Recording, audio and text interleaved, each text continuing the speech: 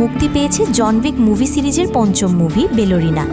আমি যখন মুভিটি দেখতে বসি, বন্ধুরা বিশ্বাস করবেন না, আমি এই মুভির কাহিনী আর অ্যাকশন দেখে পুরাই অবাক হয়ে গেছি। বিশেষ করে এই মুভির অ্যাকশন তো পুরাই মাথা নষ্ট করার মতো। আর আমার কাছে মনে হয়েছে এই মুভিতে আনা ডে আর্মস জন উইক থেকেও অনেক ভালো অ্যাকশন করেছে। তো এই ভিডিওটি অনেক সুন্দর একটি ভিডিও হতে চলেছে, আর আপনাদের সবাইকে স্বাগতম আমাদের চ্যানেলের আরেকটি নতুন মুভি এক্সপ্লেন ভিডিওতে। তো কথা না বাড়িয়ে চলুন ভিডিও শুরু করি। ফিল্মের শুরুতে আমরা দেখি একটি ছোট মেয়ে যার নাম ইভ। সে আছে পুলিশ স্টেশনে, সঙ্গে ছিল তার প্রিয় বেলোরিনা খেলনা, কিন্তু ওর মুখে ছিল রক্তের দাগ। তারপর গল্পটা ফিরে যায় আগের দিনের ঘটনায়। সেখানে দেখা যায় ইভ তার বাবা জেভিয়ারের সঙ্গে একটা দ্বীপে লুকিয়ে আছে। বাবা মেয়েতে একসাথে নাচছিল। জেভিয়ার ইভকে বলে, তুমি একেবারে তোমার মায়ের মতো দেখতে। এই কথা শুনে ইভ একটু চুপ মেরে যায়, কারণ সে তখনও তার মার বোনের মৃত্যুর দুঃখে কাতর। তখন জেভিয়ারটাকে সেই দুঃখ ভুলিয়ে দিতে তার প্রিয় বেলোরিনা খেলনাটা দিয়ে দেয়। ওর একটা দারুণ সুন্দর ভিলায় থাকতো, কিন্তু ভেতরে ভেতরে জেভিয়ার খুব ভয় পেত, কারণ সে পালিয়ে এসেছে একটা ভয়ঙ্কর গ্রুপ যার নাম কাল্ট, সেই গ্রুপ থেকে। এই কাল্টে তার স্ত্রী আগে থেকেই সদস্য ছিল।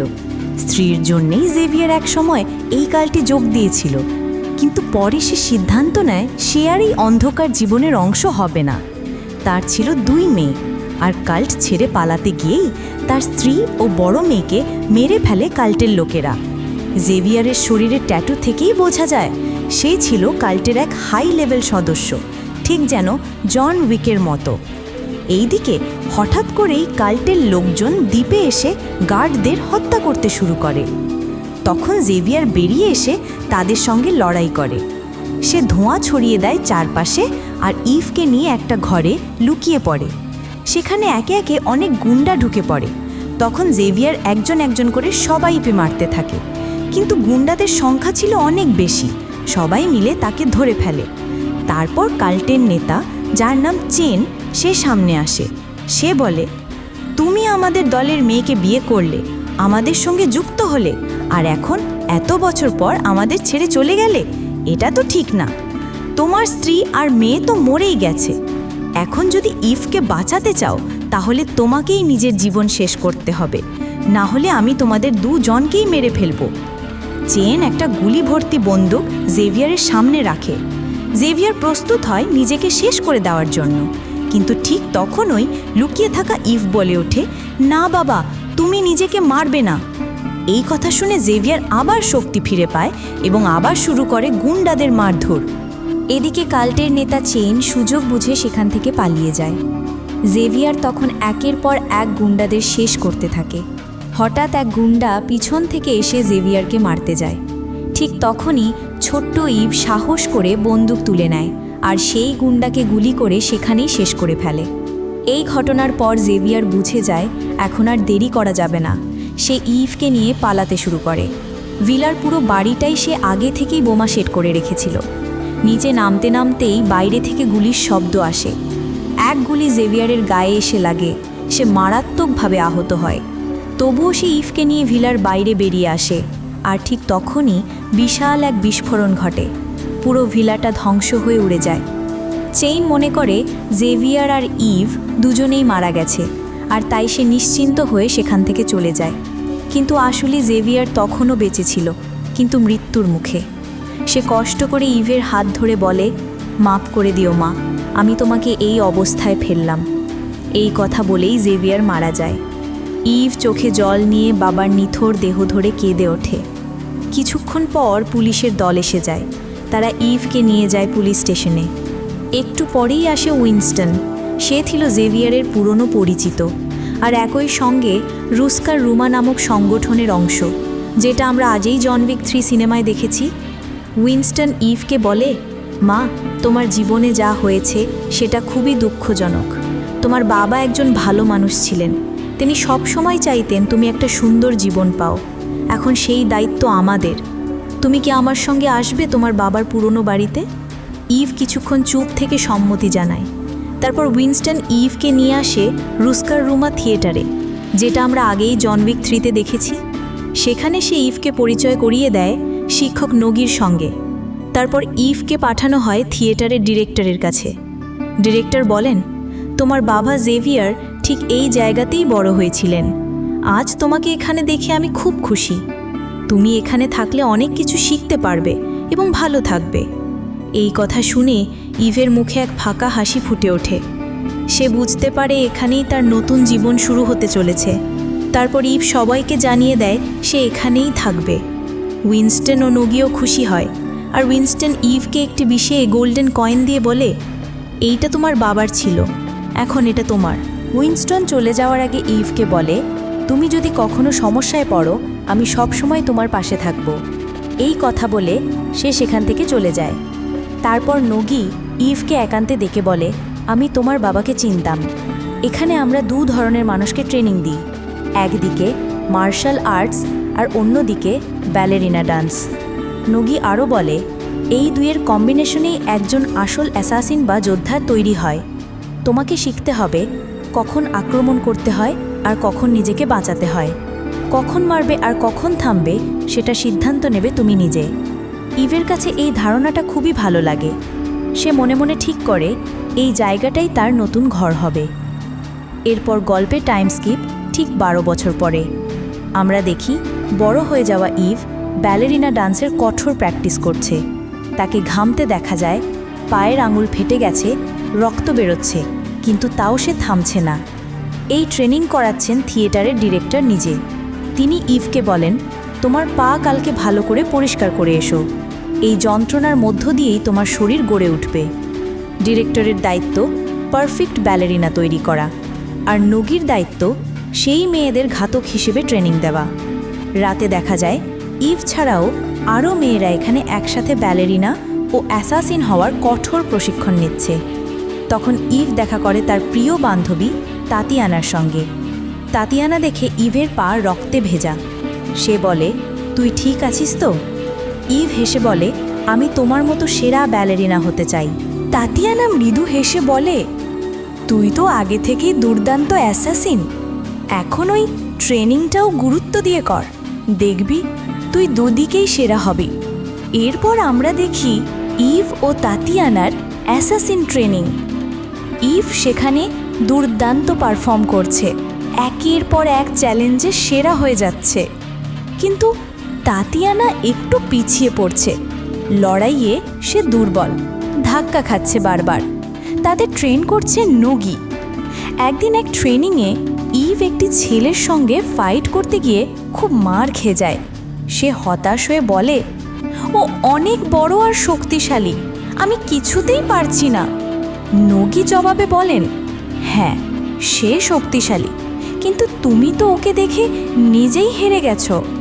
কোনো লড়াইয়ের আগে যদি নিজের ওপর বিশ্বাস না থাকে তাহলে জয় অসম্ভব। তুমি যদি বিশ্বাস করো তুমি পারবে, তাহলে তুমি পারবেই।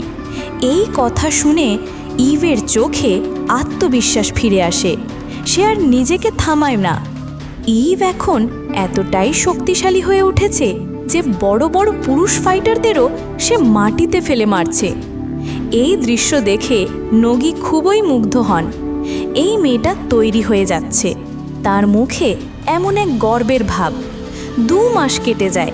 একদিন হঠাৎ ইভ খেয়াল করে তার সবচেয়ে প্রিয় বান্ধবী তাতিয়ানা আর সেখানে নেই। তখন সে ছুটে যায় থিয়েটারের ডিরেক্টরের কাছে, জিজ্ঞাসা করে, তাতিয়ানা কোথায়? সে তো আমার সঙ্গে ট্রেনিং করত। ডিরেক্টর শান্তভাবে জবাব দেন, তোমার বান্ধবী অ্যাসাসিন হওয়ার জন্যে উপযুক্ত ছিল না, তাই আমরা তাকে ব্যালেরিনা হিসাবে অন্য কাজে পাঠিয়ে দিয়েছি।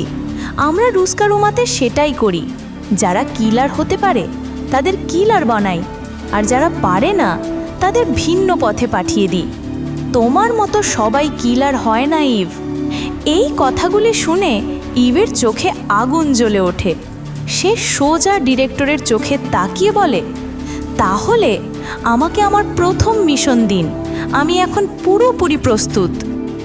ডিরেক্টর কিছুক্ষণ চুপ করে থাকে, তারপর ধীরে ধীরে বলে, তুমি মিশনে যেতে পারো, কিন্তু তার আগে তোমাকে কিছু কঠিন টেস্টে পাশ করতে হবে। এরপর ইভকে বসানো হয় একটি টেবিলের সামনে, সামনে রাখা বন্দুক, আর তার সামনে আসে আরেকটি মেয়ে, সেই রুস্কারুমার পুরনো এক কিলার। সেই মেয়ে বলে, আমি একদিন রুস্কারুমার আদেশ মানিনি, আর সেই ভুলের জন্যে আজ আমি মারা যাব। ঠিক তেমন করে খুব শীঘ্রই তুমিও মারা যাবে। এত কথা হঠাৎ থেমে যায়। ঘন্টা বেজে ওঠে। দুজনেই একসাথে বন্দুক লোড করতে শুরু করে। ইভ খুব দ্রুত গানের পিসগুলো জোড়া লাগায়, তবে তার হাত একবার থমকে যায়। সে ভয় পায় সেই মেয়েকে গুলি করতে, কিন্তু তখনই ওই মেয়ে বন্দুক তাক করে ইভকে মারতে নেয়। ইভ আর দেরি করে না, সরাসরি গুলি করে দেয়। ওই মেয়ের শরীর লুটিয়ে পড়ে মাটিতে। এই ঘটনার পর ইভ চমকে যায়। তার মনে পড়ে যায় ছোটবেলার সেই ঘটনা, যখন সে তার বাবাকে বাঁচাতে এক গুন্ডাকে মেরে ফেলেছিল। সেই দিনের মতো আজও তাকে হত্যা করতে হলো বাঁচার জন্য। বন্ধুরা, যদি এখনো পর্যন্ত এই ভিডিওটা ভালো লেগে থাকে তাহলে একটা লাইক, একটা কমেন্ট আর শেয়ার করে ফেলুন। চ্যানেলটা সাবস্ক্রাইব না করে থাকলে এক্ষুনি সাবস্ক্রাইব করে নিন। তো আবারও ভিডিওতে ফিরে আসি। এদিকে ইভ এখন একটু অস্থির। সে বাইরে থেকে কিছু আওয়াজ শুনতে পায়। সব মেয়েরা উল্লাস করছে। তারা বলছে এইমাত্র থিয়েটারে এসেছে সেই লেজেন্ডারি জন উইক। এটা তখনকার সময় যখন জন উইক 3 সিনেমার কাহিনী চলছিল। ইভ প্রথমবার জন উইককে দেখে। সে বাইরে দাঁড়িয়ে ভেতরে জনকে ডিরেক্টরের সঙ্গে কথা বলতে দেখে। জন যখন বেরিয়ে আসে, ইভ তাকে থামায়। সাহস করে সে জিজ্ঞেস করে, তুমি কি সত্যি সেই লেজেন্ডারি বাবা ইয়াগা? জন বলে, হ্যাঁ। তখন ইভ বলে, আমি তোমার মতো কিলার হতে চাই, আমাকে একটা টিপস দাও। জন 1 সেকেন্ড চুপ থাকে, তারপর গম্ভীর গলায় বলে, তুমি যদি সত্যিকারের কিলার হতে চাও তাহলে তোমাকে তোমার মন থেকে ভয় দূর করতে হবে, কারণ কিলাররা কখনো ভয় পায় না। তুমি তৈরি হয়েছ, এটা ঠিক, কিন্তু এখনও তোমার কাছে একটা সুযোগ আছে। তুমি চাইলে এখান থেকে পালিয়ে যেতে পারো। এই কথা শুনে ইভ প্রশ্ন করে, তাহলে তুমি কেন পালিয়ে যাওনি? জবাবে জন কেবল একটা কথা বলে, বাই, আর চুপচাপ সেখান থেকে চলে যায়। সিন পাল্টায় আর আমাদের দেখানো হয় নগিকে। নগি বুঝে গেছে যে ইভ এখন পুরোপুরি তৈরি। এরপর নগি ইভকে আরেকটি চূড়ান্ত পরীক্ষার জন্য তৈরি করে। সে বলে, এইবার তোমার সামনে একটা রিয়েল মিশন থাকবে, যেটা পাশ করলেই তুমি কন্ট্রাক্ট কিলার হতে পারবে। মিশনটা ছিল এরকম, একজন ভয়ঙ্কর মাফিয়া শোন একটা ক্লাবে আসছে একটা মেয়ে যার নাম পার্ক, তাকে খুন করতে। ইভের কাজ হবে সেই মেয়েটিকে বাঁচানো। তাকে একটা বিশেষ রাবার বুলেটের বন্দুক দেওয়া হয়, কারণ এটা ছিল একটা টেস্ট, সত্যিকারের খুন নয়। ইভ এই মিশনের জন্য রাজি হয়। সে যায় সেই ক্লাবে। সেখানে সে দেখে পার্ক নামের সেই মেয়েটি আনন্দ করে নাচছে। ঠিক তখনই সোং তার গুন্ডাদের নিয়ে সেখানে আসে। ওরা সবাই মিলে পার্ককে ধরে নিয়ে যেতে থাকে। ইভ তখনই বাধা দেয়। সে বলে, পার্ককে ছেড়ে দাও। এই কথা শুনেই সোংয়ের গুন্ডারা ইভের ওপর হামলা চালায়, কিন্তু ইভ রাবার বুলেট দিয়ে এক এক করে সবার সাথে লড়ে যায়। তাকে কেউ থামাতে পারছিল না। শেষ পর্যন্ত ইভ সবাইকে হারিয়ে সামনে এগিয়ে যায়। এদিকে সোং তখন পার্ককে নিয়ে পালাতে যাচ্ছে, কিন্তু ঠিক তখনই ইভ কার সামনে এসে দাঁড়ায়। শুরু হয় ভয়ানক ফাইট। সোং প্রথমে ইভকে মারতে থাকে, কিন্তু ইভ হাল ছাড়ে না। তার গতির জোরে, তার ট্রেনিংয়ের জোরে সে অবশেষে সোংকে হারিয়ে দেয়। তবে সে সোংকে মেরে ফেলে না, বরং জীবিত রেখে পার্ককে নিয়ে সেখান থেকে বেরিয়ে আসে। এইভাবেই ইভ তার চূড়ান্ত টেস্ট পাশ করে এবং এর ফলাফল তাকে রুস্কারুমা অ্যাসোসিয়েশনের একজন অফিসিয়াল কিলার হিসেবে গ্রহণ করা হয়। ইভের শরীরেও করা হয় তার বাবার মতনই সেই বিশেষ ট্যাটু। এরপর গল্প এগোয় 2 মাস পরের দিকে। এইবার ইভ একটা কন্ট্রাক্ট কিলিং মিশনে যায়। সে এক লোককে হত্যা করে এবং পুরো টাকাও পেয়ে যায়। এই কন্ট্রাক্টকে মারার আগে সে সেই লোকের গার্ডদের সবাইকে মেরে ফেলে, তারপর নিজের গাড়িতে ওঠে আর সেখান থেকে বেরিয়ে যায়। কিন্তু তখনই ঘটে এক ভয়ঙ্কর ঘটনা। একজন গুন্ডা ইচ্ছাকৃতভাবে ইভের গাড়িকে ধাক্কা দেয়। এই দৃশ্যটা ছিল পুরো সিনেমার সবচেয়ে দারুণ অ্যাকশন সিন।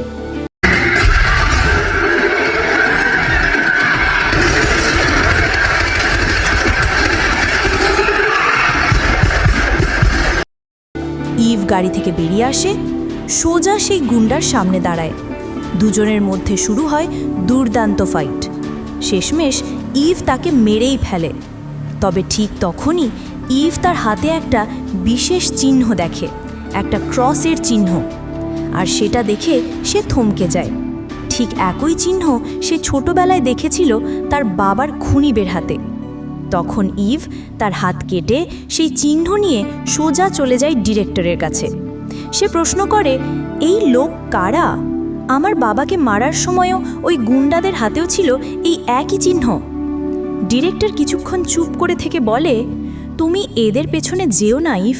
এই চিহ্ন কাল্ট নামে এক গোপন সংগঠনের, আর তোমার মা আসলে এই কাল্টের সদস্যা ছিলেন। তোমার বাবার মৃত্যুও সেই কারণে হয়েছে। এই শুনে ইভ আরও অবাক হয়। সে জিজ্ঞেস করে, তবে তারা কোথায় থাকে? ডিরেক্টর স্পষ্ট করে দেয়, তুমি তাদের খুঁজতে পারবে না, আর তোমার খোঁজাও উচিত নয়, কারণ রুস্কা রুমা ও কাল্টের মধ্যে এক গোপন সমঝোতা হয়েছে। তারা কেউ একে অপরের পথে বাধা দেবে না। ইভ বাইরে থেকে চুপচাপ হ্যাঁ বলে দেয়, কিন্তু ভেতরে তার প্রতিজ্ঞা তৈরি হয়ে যায়। সে সোজা চলে যায় কন্টিনেন্টাল হোটেলে, আর সেখানে সে দেখা করে চ্যারেনের সঙ্গে। চ্যারেন ইভকে চিনে ফেলে, আর অনেক বছর পর তাকে দেখে খুশিও হয়। এরপর ইভ ভিতরে ঢুকে যায় উইনস্টনের কাছে। উইনস্টন তাকে দেখে হাসে আর বলে, তুমি এখন একজন কন্ট্রাক্ট কিলার হয়েছ, তোমাকে দেখে গর্ব হচ্ছে। তখন ইভ বলে, আমি এখানে সাহায্য চাইতে এসেছি। আমি আমার বাবার খুনিকে খুঁজে বের করে মারতে চাই, কিন্তু ডিরেক্টর আমাকে কিছু বলতেই চায় না।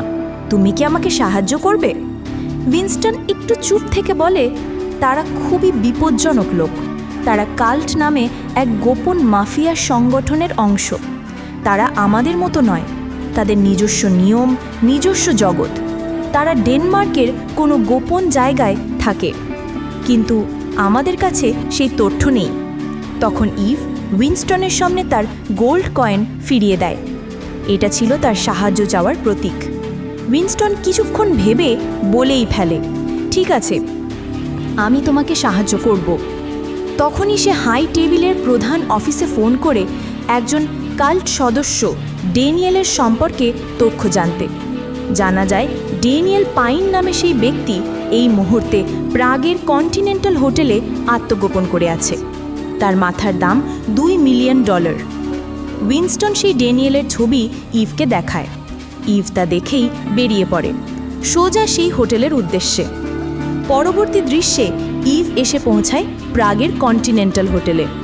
সে হোটেলে ঢুকে পড়ে এবং ধীরে ধীরে এগিয়ে যায় সেই রুমের দিকে যেখানে ড্যানিয়েল লুকিয়ে আছে। আর এইদিকে আমরা দেখতে পাই যে হোটেলে আরও অনেক কন্ট্রাক্ট কিলার আগে থেকেই বসে আছে ড্যানিয়েলকে মারার জন্য। এখানে আমরা আরেকটি মেয়েকেও দেখতে পাই, তার নাম হলো লিনা। সে চুপচাপ ইভের দিকে তাকিয়েছিল, আর এই লিনা আসলে ছিল কাল্টের একজন সদস্যা। সে এসেছে তার স্নাইপার পার্টনারকে নিয়ে ড্যানিয়েলকে খুন করতে। স্নাইপার ইতিমধ্যে ড্যানিয়েলের রুমের ওপর নজর রাখছিল, কিন্তু হঠাৎ সে দেখে ইভ চুপিসারে জানালা দিয়ে ঢুকে পড়েছে সেই রুমে। তখন লিনা বলে, অপেক্ষা করো, কিছু করো না, হয়তো ইভই তাকে শেষ করে দেবে। অন্যদিকে ইভ ঘরে ঢুকে পড়ে, আর তার চোখে পড়ে এক কিশোরী মেয়ে নাম আইলা। ঠিক তখন পেছন থেকে ড্যানিয়েল ইভকে ধরে ফেলে। তাদের একসাথে দেখে ইভের মনে পড়ে যায় তার ছোটবেলার সেই দুঃসহ স্মৃতি। সে বলে ওঠে, আমি একদিন বাবার হাত ধরে কাঠ থেকে পালিয়েছিলাম, কিন্তু ওরা আমাদের ওপর হামলা করে আমার বাবাকে মেরে ফেলেছিল।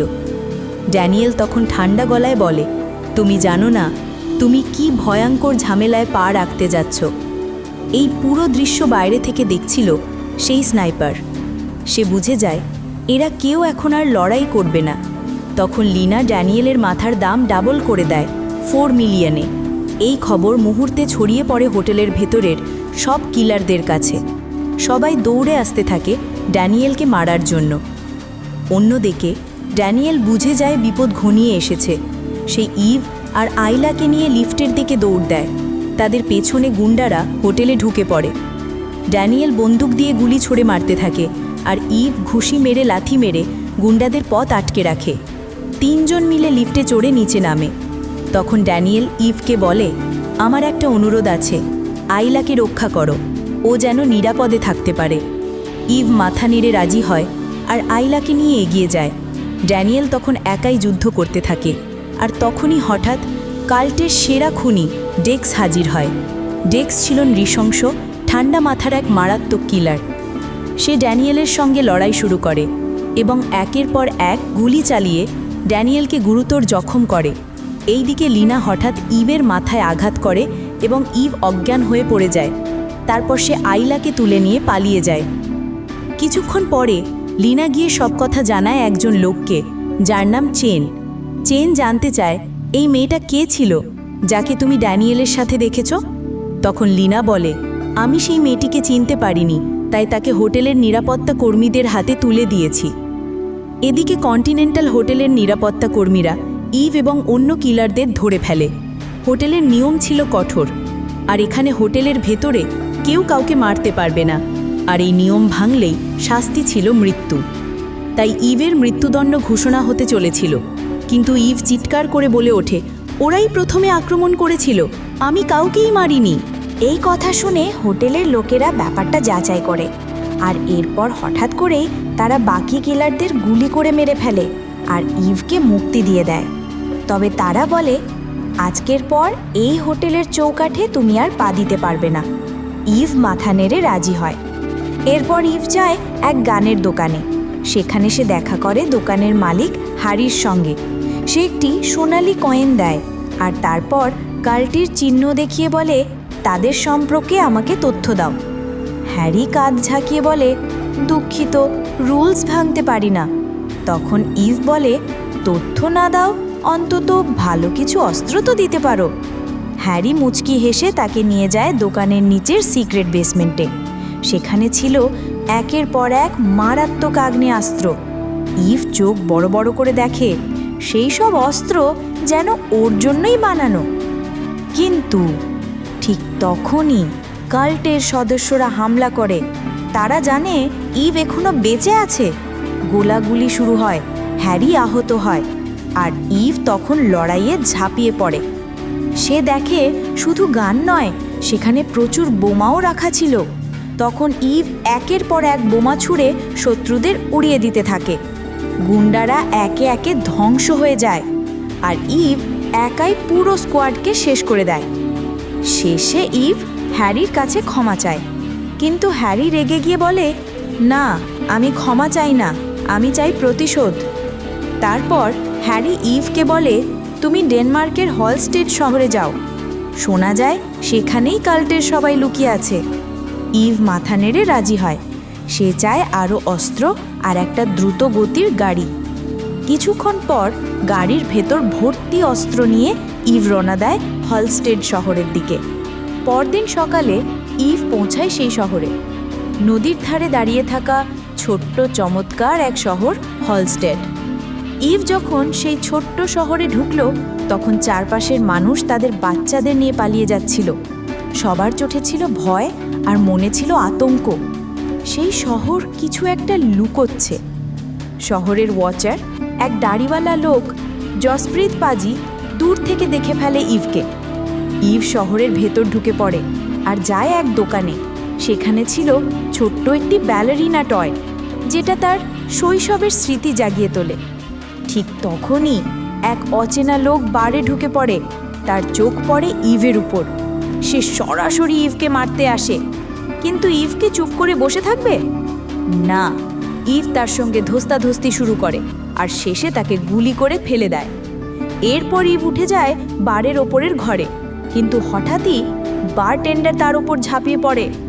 এই মেয়ে বারটেন্ডার ছিল ভয়ঙ্কর, কৌশলী আর মারাত্মক খুনি।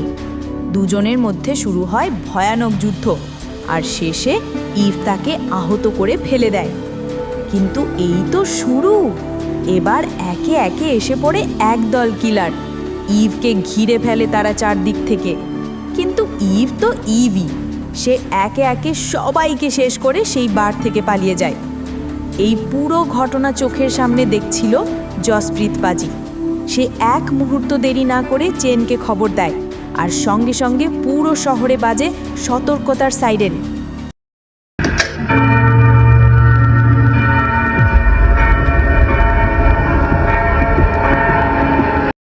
বাচ্চারা বাড়িতে ফিরে যায়, আর শহরের সব লোক অস্ত্র হাতে বেরিয়ে পড়ে। শুধু একটাই টার্গেট, তাদের ইভ। ইভকে আবার দেখা যায় শহরের রাস্তা দিয়ে হেঁটে যেতে। লোকজন তাকে দেখতে পায় আর পেছনে ধাওয়া করে। ইভ কাউকে ছেড়ে কথা বলে না।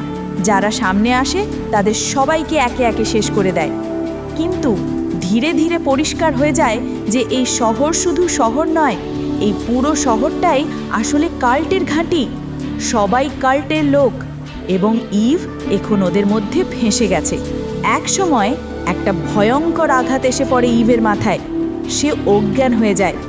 আরেক দিকে দেখা যায় চেন দেখা করছে তার নাতনি আয়লার সঙ্গে। চেন তাকে বোঝায়, তোমার বাবা ড্যানিয়েল তোমাকে ভুল বলেছে, আমি খারাপ না, আমি চেয়েছিলাম তোমার সাথে থাকতে। কিন্তু আইলা রেগে বলে, আমি তোমাকে ঘৃণা করি। ঠিক তখনই লিনা এসে জানায়, আমরা মেয়েটিকে ধরে ফেলেছি, আর সে এসেছে রুস্কা রুমা থেকে। অন্যদিকে ইভ যখন চোখ খোলে, তখন ইভ দেখে সে এক অজানা ঘরে বাঁধা, আর তার সামনে দাঁড়িয়ে চেন। চেন বলে, তোমার ডিরেক্টর আমার পুরনো বন্ধু ছিল। আমরা একসাথে প্রতিজ্ঞা করেছিলাম কাল্ট আর রুস্কা রুমা কখনো যুদ্ধ করবে না। তখন ইভ বলে, না, আমি রুস্কা রুমার হয়ে আসিনি, ওদের সাথে এখন আমার কোনো সম্পর্ক নেই। কিন্তু চেন বিশ্বাস করে না। সে বলে, তুমি এসেছো মানেই তোমার সাথে রুস্কা রুমাও এসেছে, তোমরা যুদ্ধ চাইছো। চেইন তখন ইভকে আরও জিজ্ঞাসা করে, তুমি আমার ছেলেকে সাহায্য করছিলে কেন? এই প্রশ্ন শুনেই ইভ সব বুঝে যায়। চেইন নিজেই তার ছেলে ড্যানিয়েলকে খুন করানোর জন্য কিলার পাঠিয়েছিল। তখন চেইন বলে, যে এখানে আসে সে আমাদের পরিবার হয়ে যায়, আর পরিবার থেকে কেউ বের হতে পারে না, মরণ পর্যন্ত এখানেই থাকতে হয়। তখন ইভ চুপ করে থাকে না। সে রেগে বলে ওঠে, আমারও পরিবার ছিল এখানেই, তুমি তাদের সবাইকে মেরে ফেলেছ। আমার বাবার নাম ছিল জেভিয়ার, তাকে তুমি শেষ করে দিয়েছ।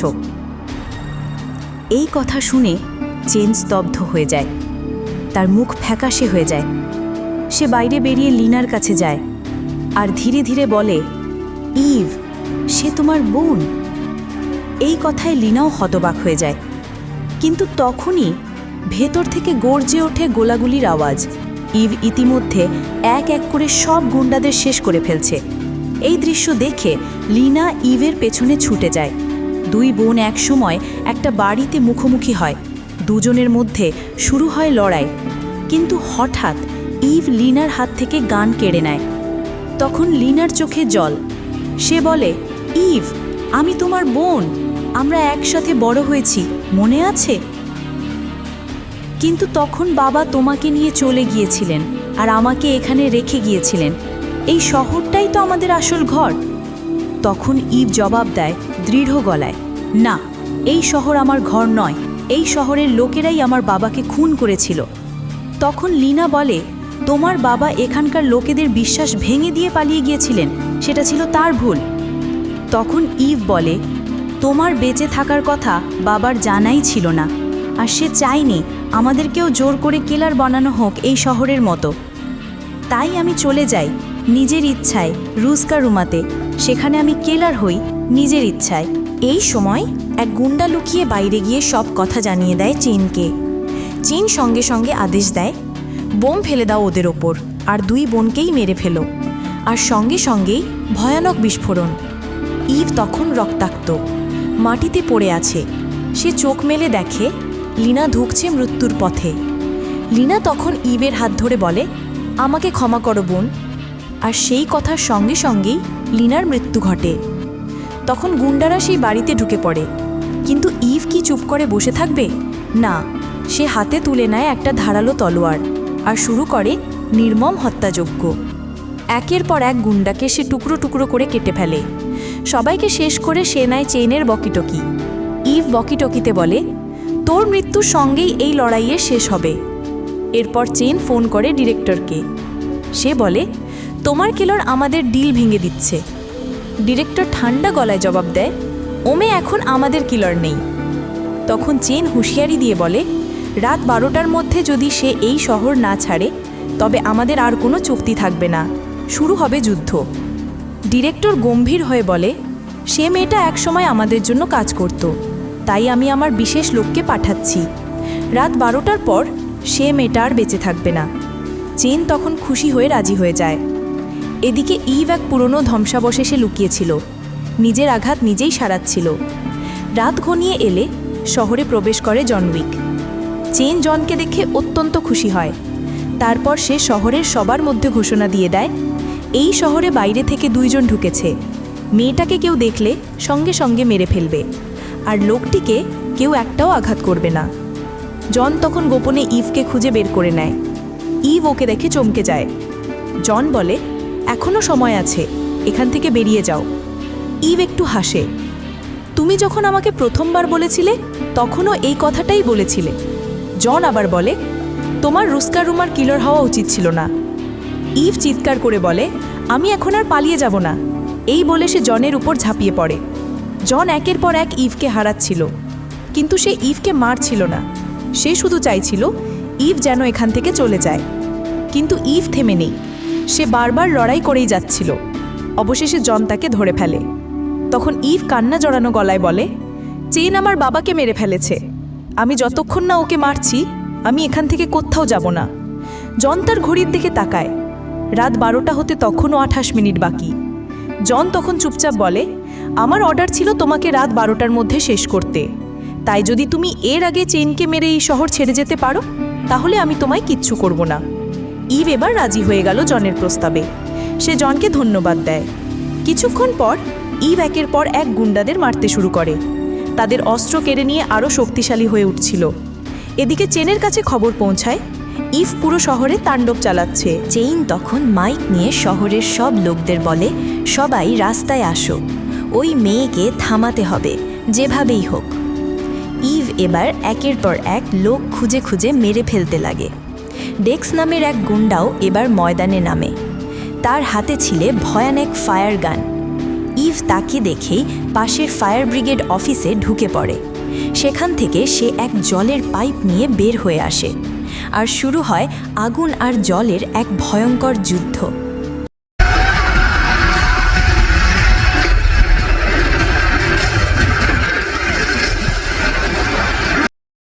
ইভ জলের গতি বাড়িয়ে ডেক্সকে মাটিতে ফেলে দেয়।